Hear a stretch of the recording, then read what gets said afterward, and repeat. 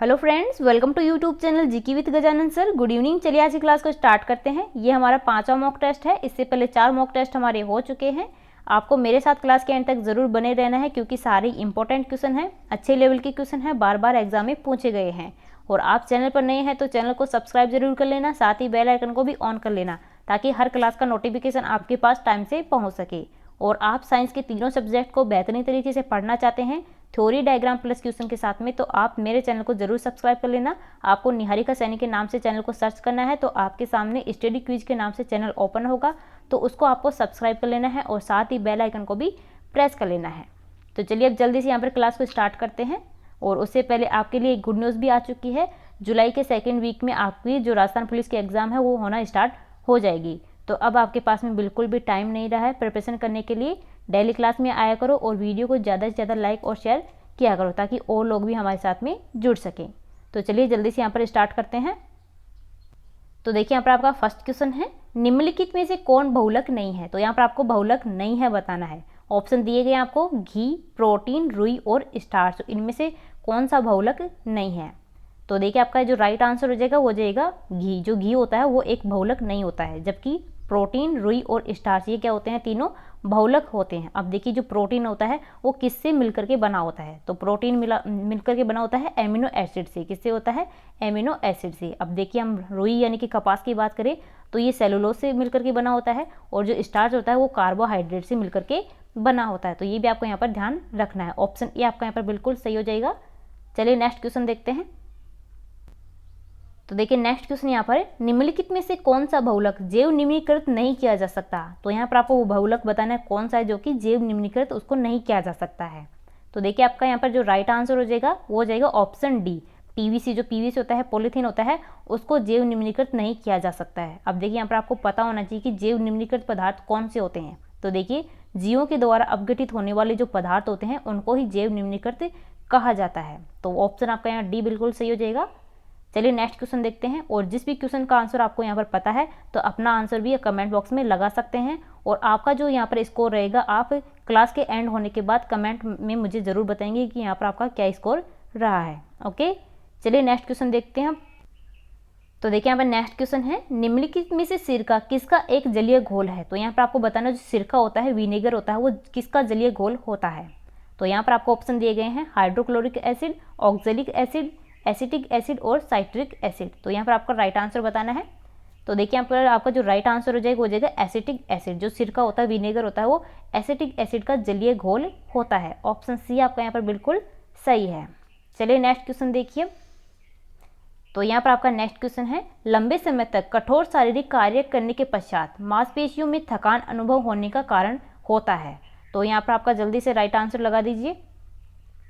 तो देखिए इसका जो राइट आंसर हो जाएगा वो जाएगा लैक्टिक एसिड का संचय। हमारी जो मांसपेशियां होती हैं वहाँ पर जो लैक्टिक एसिड है उसका संचय हो जाता है, वहाँ पर जमा हो जाता है, इसलिए हमें थकान अनुभव होने लगती है। तो ऑप्शन आपका सी यहाँ पर बिल्कुल करेक्ट है। अब चलिए नेक्स्ट क्वेश्चन देखिए। नेक्स्ट क्वेश्चन यहाँ पर, प्लास्टिक से कौन सी गैस उत्पन्न होती है। तो देखिए जो प्लास्टिक होता है उससे कौन सी गैस उत्पन्न होती है। तो ये होती है पॉलीएथिलीन। ऑप्शन बी आपका यहाँ पर बिल्कुल सही हो जाएगा, पॉलीएथिलीन। नेक्स्ट क्वेश्चन देखिए। नेक्स्ट क्वेश्चन है, फोटोग्राफी में कौन सा अम्ल प्रयोग किया जाता है। तो देखिए फोटोग्राफी जो होती है उसमें कौन से एसिड का यूज़ किया जाता है। तो ये किया जाता है ऑक्जेलिक अम्ल का। जो ऑप्शन डी आपका यहाँ पर बिल्कुल सही हो जाएगा। जो ऑक्जेलिक अम्ल होता है उसका यूज़ किया जाता है, किसमें किया जाता है, फोटोग्राफी में। नेक्स्ट क्वेश्चन देखिए। अब नेक्स्ट क्वेश्चन है, निम्न में से कौन सा बहुलक बुलेट प्रूफ वस्त्र बनाने में उपयोग किया जाता है। तो ये कौन से बहुलक का यूज़ किया जाता है बुलेट प्रूफ वस्त्र बनाने में। तो ये किया जाता है पॉलीएमाइड का। ऑप्शन आपका यहाँ पर बी बिल्कुल सही हो जाएगा। जो पॉलीएमाइड बहुलक है उसका यूज़ किसमें किया जाता है, बुलेट प्रूफ वस्त्र बनाने के लिए इसका यूज़ किया जाता है। बहुत ही ज़्यादा इंपॉर्टेंट क्वेश्चन है। अब देखिए जो पॉलीएमाइड है इसको केवलर के नाम से जाना जाता है। बहुत ज़्यादा एग्जाम में क्वेश्चन पूछा जाता है, आपको ध्यान रखना है किस नाम से जाना जाता है। पॉलीएमाइड को केवलर के नाम से यहाँ पर जाना जाता है। ओके, आपको नोट करके रखना है। चलिए तो नेक्स्ट क्वेश्चन देखते हैं हम। नेक्स्ट क्वेश्चन देखिए यहाँ पर, निम्नलिखित में से कौन सा एक प्राकृतिक बहुलक नहीं है। तो यहाँ पर आपको वो प्राकृतिक बहुलक नहीं है बताना है। तो देखिए जो नायलॉन होता है वो क्या होता है, एक प्राकृतिक बहुलक नहीं होता है, जबकि क्या होता है, नायलॉन एक कृत्रिम बहुलक होता है। चमड़ा क्या होता है, प्राकृतिक बहुलक होता है, रेशम प्राकृतिक बहुलक होता है, और ऊन भी क्या होता है, प्राकृतिक बहुलक होता है। तो ऑप्शन ए आपका यहाँ पर बिल्कुल सही हो जाएगा। अब देखिए जो ऊन होता है वो प्रोटीन से निर्मित होता है। किससे होता है, प्रोटीन से निर्मित होता है ऊन, और जो रेशम होता है वो भी प्रोटीन से निर्मित होता है। अब देखिए जो नायलॉन होता है वो किससे मिलकर के बना होता है, तो नायलॉन जो बना होता है वो हेक्सामेथिलीन डाईएथीन और एडिपिक एसिड से मिलकर के बना होता है नायलॉन जो होता है, जो कि एक कृत्रिम बहुलक है। ऑप्शन ए आपका बिल्कुल सही है। अब देखिए जो नायलॉन होता है इसका यूज़ किस में किया जाता है, तो देखिए जो टूथब्रश होते हैं उसके जो बाल होते हैं वो नायलॉन के बने होते हैं, और जो अग्निवस्त्र होते हैं वो भी नायलॉन के बने होते हैं। तो ये सभी बातें भी आपको यहाँ पर ध्यान रखना है। चलिए नेक्स्ट क्वेश्चन देखते हैं। नेक्स्ट क्वेश्चन यहाँ पर, निम्न में से किसका उपयोग पॉलीथीन के संश्लेषण में किया जाता है। तो देखिए जो पॉलीथीन होती है उसके संश्लेषण में किसका यूज किया जाता है, यहाँ पर आपको बताना है। प्रोपेन, मेथेन, ब्यूटेन या फिर एथीन।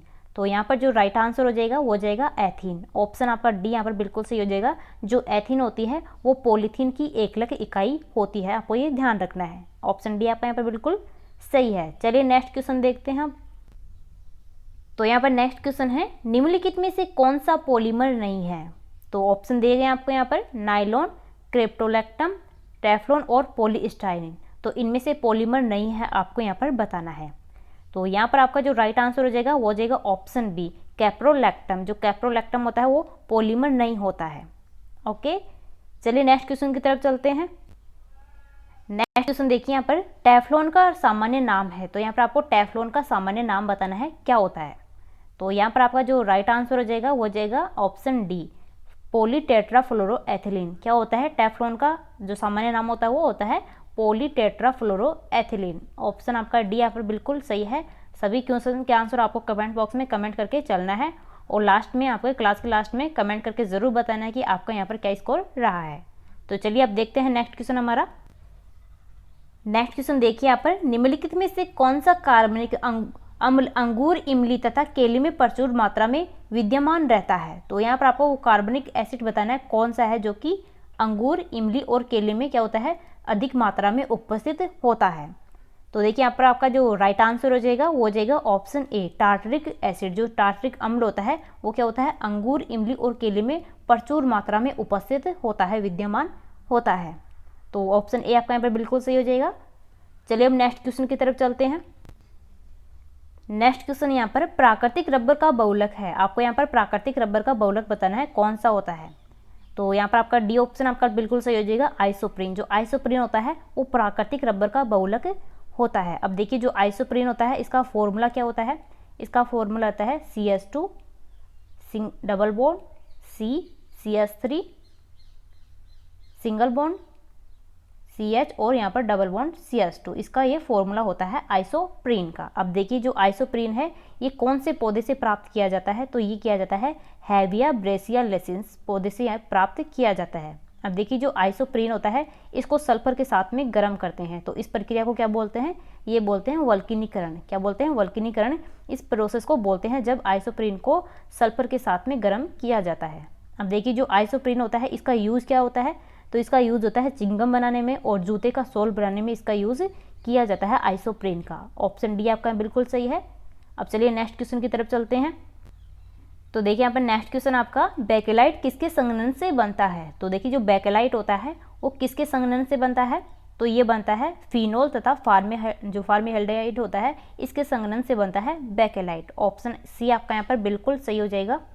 और देखिए जो बेकेलाइट होता है ये कृत्रिम बहुलक होता है, ये भी आपको यहाँ पर नोट करके चलना है। और ये किसके संघनन से बनता है, तो ये फिनोल तथा फार्मेल्डिहाइड के संघनन से बनता है।